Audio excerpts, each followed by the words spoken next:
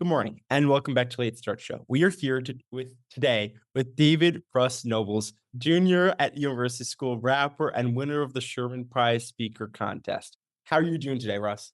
I'm doing pretty good. Government name is kind of crazy, but you know what I mean. I'm No, doing good.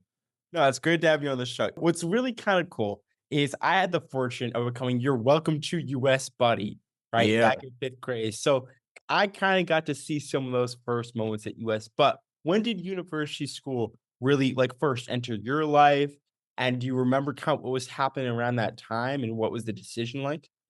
I mean, I shadowed US in the fourth grade, and something that always stuck with me that I'm always like was kind of weird was all the kids were like, "Oh, what's going on? What brings you to US?" Like, what? My mom, you know what I'm saying? Like, I didn't know how to answer that question. I was in fourth grade.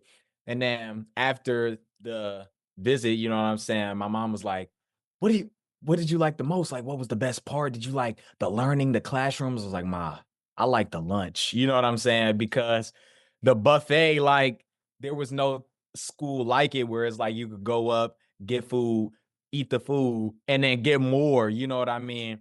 So, that was what stuck with me, my first impression. But you know what I mean? When I came in fifth grade, Charlie, you showed me like the ropes, like you were like my mentor in the fifth grade. You were in the flying mallets and stuff. And I really saw the whole US experience through you. It actually inspired me because I'm like, yo, this is a cool guy. Like, you know what I mean? I want to be friends with this guy. Like, I mean, Yeah, that's awesome. And outside of school, what were you doing in those earlier US years that was shaping who you were becoming?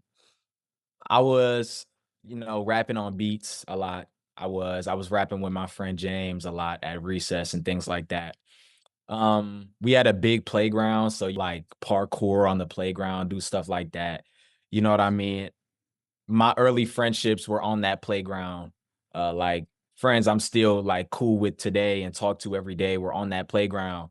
And it shaped my US experience because it really made me open to a whole nother community. Like I'm a really like, you might not know, it might not seem like it, but I'm actually a really shy person. Like I'm an introvert at heart. It's really hard for me to branch out and to talk to new people. So that playground experience and all that stuff outside of US and finding common interests with my classmates, it really helped me find a sense of community and foster relationships that I still have today. You talked about a little bit in your speech, but how did the larger US community, your friends, everybody here kind of react to your rap at the first, kind of the first moment that they heard you, or maybe some songs that you're creating early on? What are the reactions and kind of how did you build on that? Well, me, my friend James, TJ, and my friend from my hometown, Landon, we all made a group in seventh grade called For the Hard Way. You know what I mean? And we released our song on YouTube, and I was playing it around the entire school. And I was low key kind of scared because I didn't want people to be like, oh, he's a rapper. He's a rapper. Of course he is. But it actually got positive feedback. Everyone's like, Russ, that was great. Russ, that sounded great. I didn't know you could rap. I didn't know I made the beats too. So like, I didn't know you could make beats. And it was the positive reception. Like, you know what I mean? It made me feel like good. Like, wow, people really like what I have to say. People really like what I do. And the community kind of accepting what I do and my own personal journey with accepting what I want to do, it really helped me say, this is what I want to do. I think I found my career, my passion. I want to do music. I want to rap. You know what I mean? I want to work in rap and hip hop. And what do you think is a misconception that people have about rap as an art form that you wish you could clear up? A lot of people see rap as like loud, ghetto, vulgar, you know what I mean? Pushing negative stereotypes, violence, you know what I mean? And I really think that those negative connotations with rap overshadow a lot of the positive things with rap. Rap music has been a source of change and social justice throughout the Black community for years, even since rap's inception in 1975. You know what I mean? We've been doing things like trying to promote change and highlight issues in our community for over 50 years. So to see that side of rap get put on the back burner and people think rap is just loud and violent, you know what I mean? It really broke my heart. But I think with rappers like J. Cole, rappers like Kendrick Lamar, even old school rappers like Tupac, really showing that this art form is powerful and can change the world, you know what I mean, are really solid role models and figures in rap and hip hop, and really shows what rap is all about, which is social justice, change, reform, and the younger generation. You know what I mean? Not even just of Black people, but the younger generation as a whole. Rap is targeted for a younger audience, and those are the leaders of social change. Let's kind of go through middle school. Obviously, you got through all middle school, all right. I mean, we were all there for that. And then you kind of go up to the high school. Imagine yourself if you kind of asked all of us to describe Russ in freshman year versus Russ now. What would they say is different? Do you remember yourself coming to high school? Obviously, it sounds crazy that we're explaining it. Like it's only 2.5 years ago, but still, it's completely different people. So, do you remember even those early days and like what it was like to step into a whole new school? 100%. I think about this every single day. I'm like, Miss Coy, she's basically watched me. Dr. Foles, they've watched me go from just a young freshman, you know what I mean, kind of just doing what he wants, thinking he's the big dog of the world, and then seeing me junior year now really turning into just a young man. And I feel like the key difference is that now I have the ability to really buckle down and to really say, okay, if I want this goal, I need to do this. I need to put in these hours. I need to put in this work. That was something that my freshman year, I definitely tried to overlook and definitely tried to avoid. Like, if I want this, I think if I do just enough, I could squeeze by. But now I'm head on. If I want this, I need this to happen. I need to do this. That's what I would say is the key difference between me as a freshman versus me now, is my ability to really buckle down and do what I need to do and handle business.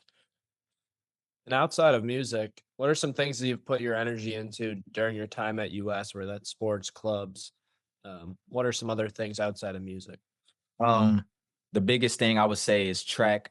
I unfortunately didn't do indoor track this year. I wanted to really focus on my academics, but the track team as a whole and Coach K and the relationships that I've created through track, it really helped me learn that kind of buckle down ideology, handle your business. And it also showed me an important skill of doesn't matter, get better, or you know what I mean, having a quick memory, because with things like track is it's a hard sport in regards that everything you do, no matter how much work you put in, you might not get the result you want.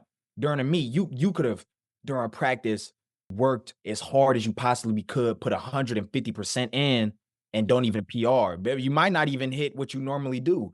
And it's such a humbling experience, but it just doesn't matter. Get better having that quick memory. And I think that's the most important lesson that I learned from the track team. And plus, having people to lean on, having that sense of community, work running, even running with your teammates during 200s when you think you're about to die, but having those crutches and those people around you and supporting you, I think is the best thing from the track team that I've learned and the best thing that I've experienced. Now, let's get into something that it's crazy to think, but literally happened less than a week ago, the Sherman Prize Contest. How would you explain kind of just initially what the contest is to someone who's never heard of it? And maybe what were some of the first ideas when you were kind of writing your speech about, yeah, let me get serious about this? Yep. So the Sherman Prize Speaking Contest is, I think, one of the oldest traditions at US. 6 members of the junior class speak about a topic important to them, an 8 to 10 minute speech around there. And they go in front of 3 judges and their speeches are judged. Even though the speeches are judged in order, I think every single speech that is on the stage is incredible and is great. And it's a really good opportunity from US to kind of go into the students' lives. For a lot of a lot of kids, this is their first time really speaking out to everybody and sharing their own personal experience. So a lot of kids take this serious because this is my chance to really show myself. And I thought that that was really important. In the first draft of my speech, I had wrote a completely different 6 to 8 minute speech and it's called You Are Your Swag. And it's the importance of self-expression and being free to show off your swag and who you really are. I took that idea and I used my English teacher, Mr. O'Brien's words, and it's tell a story only you can tell in a way only you can tell it. And I feel that I have an experience that isn't just unique to me, but I feel is really underdeveloped in the not even the US community, but just the world. Like a lot of people don't talk about how negative stereotypes can stop people from wanting to achieve their dreams. So I took an experience that I knew that really only I could speak about, having gone through it myself. And I took it in a way that only I can say it. And of course, that's a rap. And I feel like I would be doing myself a disservice if I didn't rap my speech on the stage at university school. You know what I mean? Yeah. Well, it definitely was awesome. And I was just wondering, when you're starting that writing process, did you start it like a normal speech by outlining it like an essay, or do you kind of start with one powerful line and build it out? How do you go about building a speech like that is a rap? Well, yeah, I've been writing raps since about the 5th grade. So this speech was kind of a walk in the park. I just started flowing and writing. The speech only took me about a day to write in full. And then I spent about a couple weeks revising and making sure the flow and the timing and all of that was right. But I really just put, pen to paper and just cranked it out, just a full rough draft in about a day. Then I said, okay, maybe I need to hone this message in a little bit more. Maybe I should change this. Maybe I should alter this. And from about, weeks of revision and resculpting the speech, me kind of hammering out the rough draft was like chipping the big pieces off of the block to make the sculpture, and the revision making sure the words were right, the flow was right, the message was delivered. It was the intricate details of me pumping out every single muscle and every single, vein of the statue. You know what I mean? So I feel like, that was the process of really writing a speech. For the audience to get a better understanding of the speech, here are some of our favorite clips that we kind of compiled that really showcase why it was so powerful. They saw me as the black problem child when I left. In 2019, I was admitted to US. First day, 7th grade, rap music never faded. J. Cole, Drake, Juice WRLD entered my playlist. I didn't really wear a coat and ties, so I was feeling extra dapper. The teacher asked about my passion, and I want to be a rapper. But it can't be. See, at this point in my mind, rap was just something that I enjoyed in spare time. I would never tell a soul my ambitions, because if I did, I'm scared that I get singled out like when I was a kid. So I said, something in business. Y'all not catching me with the same scheme that made me show my love for rap and have the people laugh at me, because the last thing I need is a whole nother school thinking that I was a problem, so I'd have to go and move. I could change all the stereotypes. I was a brand new man with a brand new life. I wasn't just Russ. I was Russ who rocked that mic. I had a new style, a new swag, a newfound confidence, all because my love for rap music wasn't anonymous. The change starts with me. I had full autonomy to let nobody stop me from what I could achieve. See, now I was a humble type, but I didn't really mumble type. I low-key kind of shouted type, because I knew that I found myself and I knew that I found my life. I'm a rapper. I couldn't say it any louder. It wouldn't change at any time of day or any hour. Anytime you think that you can't follow your dreams, just remember, it's about your confidence, and if your confidence is true. Anything that you want to do, you can pursue, no matter what people say, no matter what people think. It shouldn't stop you from telling the world your dreams. So if you're still listening, I just want you to know that if you think you're in a box, you still got room to grow. So obviously that was the speech, as we mentioned before, that went on to win the entire thing. And your delivery was obviously poetic. And I was just wondering, what was the hardest part of delivering that message? Was it choosing just what message to emphasize, being vulnerable, or making it sound right out loud?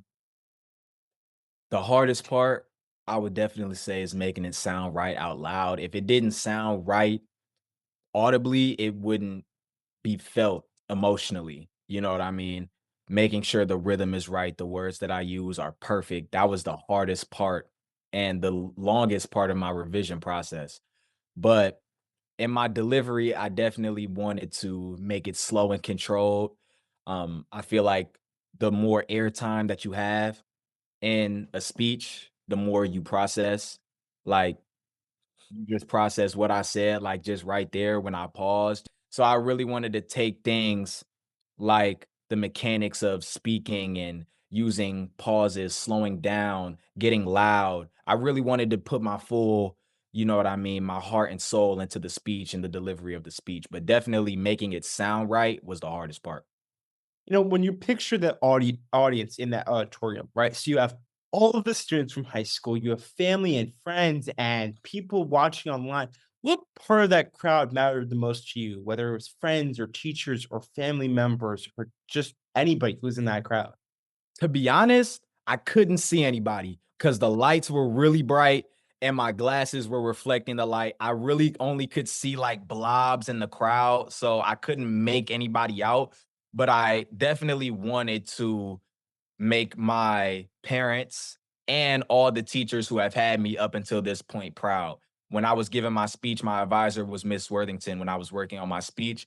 And when I would deliver my speech, Miss Worthington would start tearing up a little bit towards the end of my speech. And she would be like, I'm just thinking about you when you were a freshman.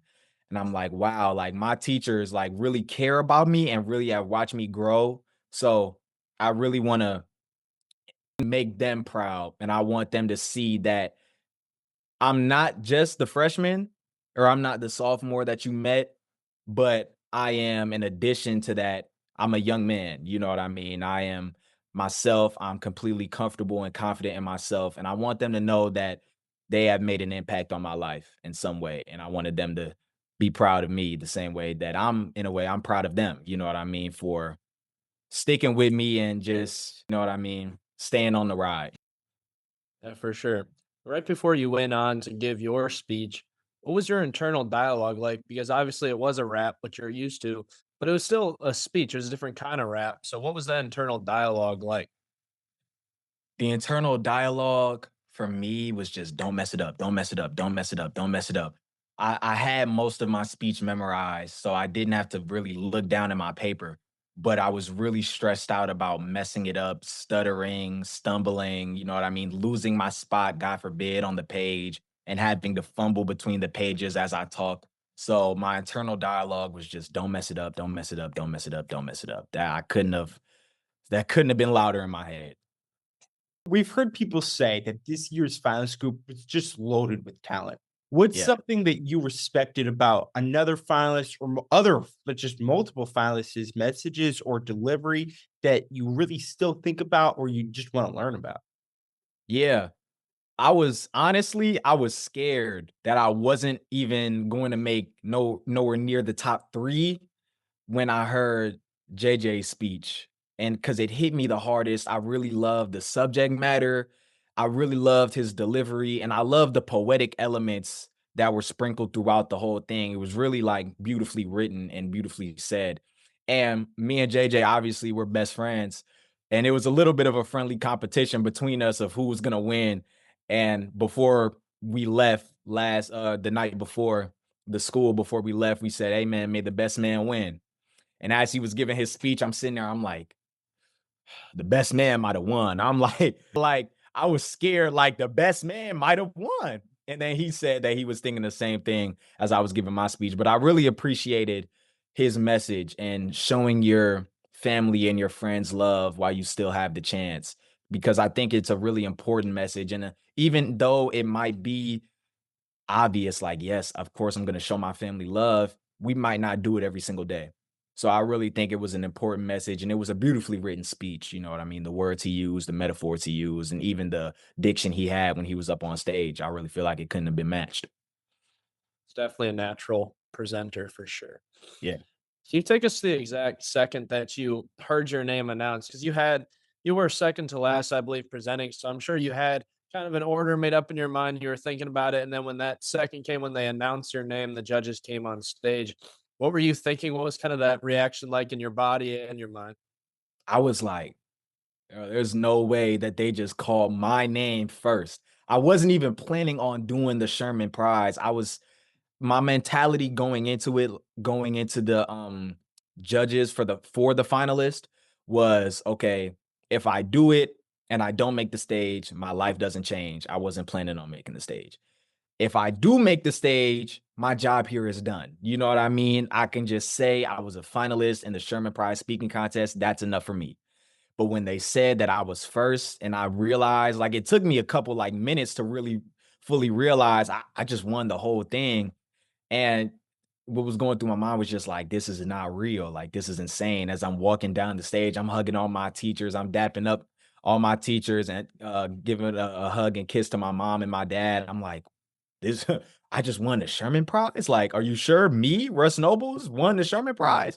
So it was just crazy. But I was really grateful and I'm really, thankful for the opportunity to even do that. Because If that you contest wasn't just the final six, that was all of the juniors giving a speech. So that's truly a great accomplishment. So congrats again on that. Thank you. Thank you you. know, congrats again. There always is kind of those moments when you're up there and you go, gosh, I said that's something wrong. So if you could go back and change one thing, obviously you're the prize winning speech. So there's not obviously that many changes to it. But was there anything that you wanted to include in the speech that just didn't make the final cut, or something that was kind of tiny about the speech that looking back you wish you switched? I know exactly what I would switch. This was an error on my part. And if y'all go back and watch the speech, please don't say anything about it to me. I did all I could do. I tried my best. But the part where James said in my story, if you want to rap, then I'll rap with you. I said it was less than just a friend making plans after school. And I meant it was more than just a friend making plans after school. I thought my entire message would be, um, lost with that one word. But, it didn't end up mattering at the end. But I wish I could change that one word because it would make my point and the moral of the story, I feel, hit much harder. But that's really all I could change. Well, yeah, I mean, I think the point still came across at It least to totally me. did. Thank you. And you know, oftentimes teachers will play winning speeches back in class when the next class or future classes start their Sherman Prize speaking contest. When they play your speech back, what discussion do you hope that it sparks among the class? I want the discussion to be like, this speech really changed my outlook on my career. We go to such a difficult school, and there's so much pressure on us to succeed and so much pressure on us to do big things and all these extravagant jobs and career paths.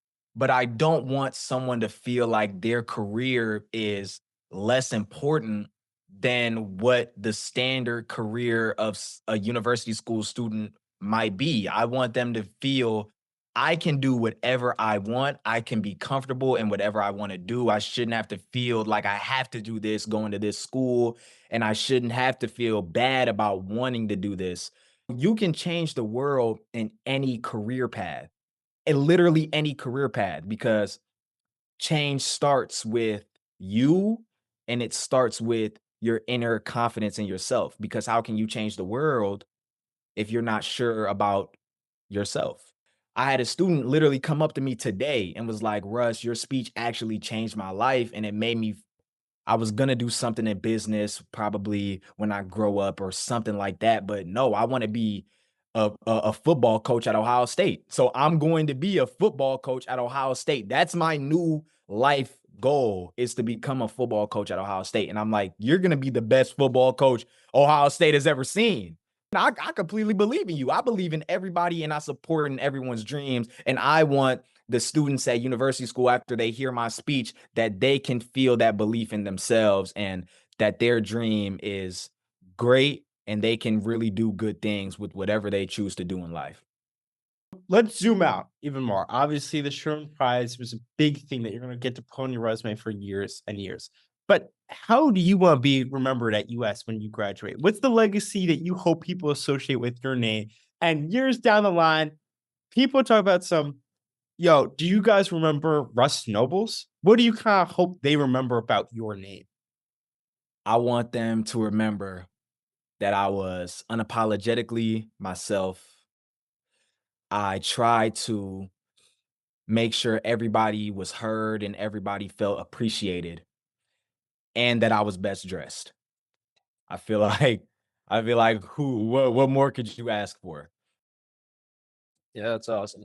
And now looking ahead, you know, your rap name is Amani Russell, which I want to get to how you got to that in a second. But what's next for you as a rapper?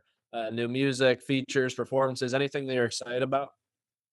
Yeah, I've been recording a lot of songs in this sort of gray area of my life, like not really doing indoors. So I got a lot of time after school, after I do my homework and things. So I've been recording a lot of songs. I got about like I want to say 30 songs just waiting in the vault. So I'm picking them out. I'm gonna try and do some videos, music videos, things of that nature, maybe photo shoots, a whole bunch of things. But just on the music side, I've been cranking out songs as much as I could. Then how did you get to that name Amani Russell? So the holiday Kwanzaa, which is around Christmas time, and it's mostly celebrated by African Americans. There are different candles to represent the different days of the whole entire event, and each candle has a name. And the name Imani means faith, which is one of the candles. It means faith.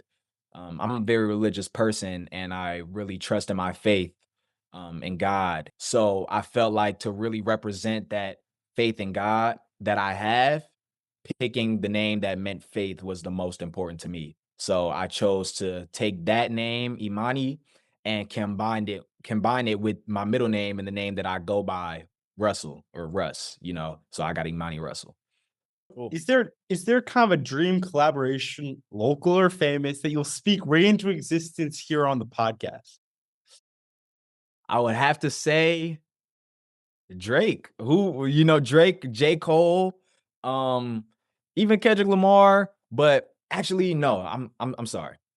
I think my dream collab would be rapping on a beat made by Tyler the Creator. I think that would be crazy because he makes crazy beats, insane beats. So rapping on a Tyler the Creator beat, I think that would be my dream collaboration. You talk about your friendship with James, but what are some of those friendships that you've made here at university school mean to you, and how do they support you when life gets hard? Because obviously, US is a hard place. There's good times and hard times. How do those friendships really support you, and how have you been able to form those throughout your time? The friendships at US are so incredible to me because everyone at US is so talented. So everybody at US has something that they want to share and that they want to do. And being friends with a lot of these people, it's opened me up to a world of collaborations and projects that I never thought I'd do. I helped my friend with his Stranad project where he was doing a short film. I never thought that I'd do that.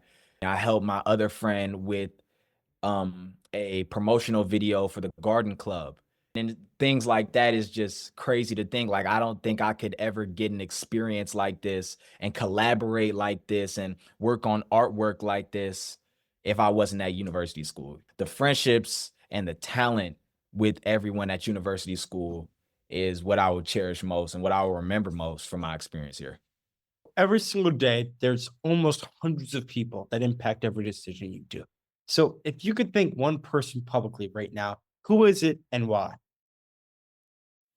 I have to thank my sponsor, my two-time history teacher, the absolute GOAT himself, Dr. Matthew Folds. He is the undisputed GOAT.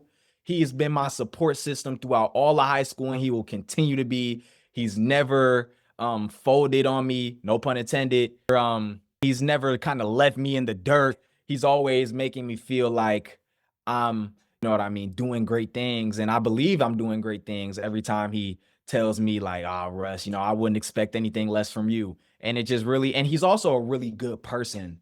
Like, he's actually a really big role model at school and in my life, to the point where it's like, when I grow up, like, I want to have the same qualities as Dr. Folds. Like, he's a really genuine, kind, cool person. You know what I mean? And I just am really thankful that he's been my support system throughout my entire high school career, and he will continue to be. Yeah, he's special for sure. Yeah, 100%.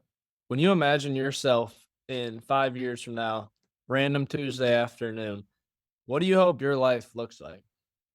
I hope my life looks like a big mansion, a Rolls Royce, a Grammy, but I'm just playing. Other than materialistic things, I actually hope that my name is known throughout the world and is also associated with being yourself and not being scared to be unapologetically yourself. I hope that my name reminds people that it's okay to be weird, it's okay to be loud, it's okay to be quiet, but I hope that my name is associated with being unapologetically yourself throughout the entire world. If you could write a 1 sentence caption for this chapter of your life, right? With the Sherman Prize, music, junior year, track coming up, 1,000,003 things on your plate, what would that caption be? I would say that caption would have to be, it's just been, it's been a, it's been a, it's been a high school time to remember. You know what I mean? I don't know what I would say. That's kind of the rough draft version of it, but I would say maybe it's just, it's been years to remember. There have been years to remember. That was what my last project was called, A Year to Remember. And I really think that that really captures this whole entire high school experience. Like, this has been an experience to remember. I think that's what I'm going to say. An experience to remember is what I would label this entire journey throughout US. I'm talking about not just through high school, but from 5th grade to now. From 5th grade, Charlie, when I was in your backyard and we were eating hot dogs and hamburgers, to literally right now as I'm talking to you, our junior year, about to graduate next calendar year. An experience to remember is what I would caption this entire time. Well, Russ, last question, and we mean when we say we literally ask this to everybody. You've shown you can create, perform, compete, and win, but behind all that, there is grind and a heart that keeps showing up even when nobody's watching. So, Russ, what is your why? My why? I would definitely say my why is to put on for the kids who are like me, and not just a physical way of being African American or being a male, but who are like me, who at one point felt that they were an outcast, or at one point felt that they were too weird, or at one point felt that they were too this or not enough of this.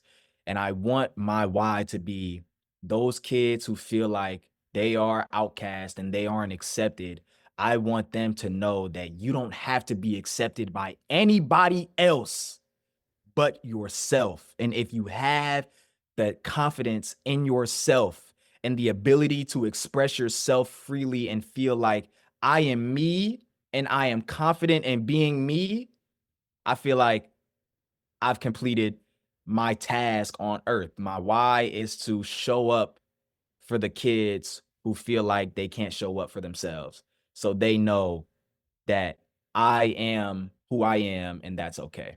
And I feel like that is the message that I want to spread throughout the world. Well, Russ, it's been great having you on the show today. Thank you so much for taking the time to share your insights, experiences, and stories with us. To our listeners, thank you so much for tuning in, and we'll hope you'll join us next Wednesday for another episode of the Late Start Show. Thank you. Thank you, Russ. Thank you.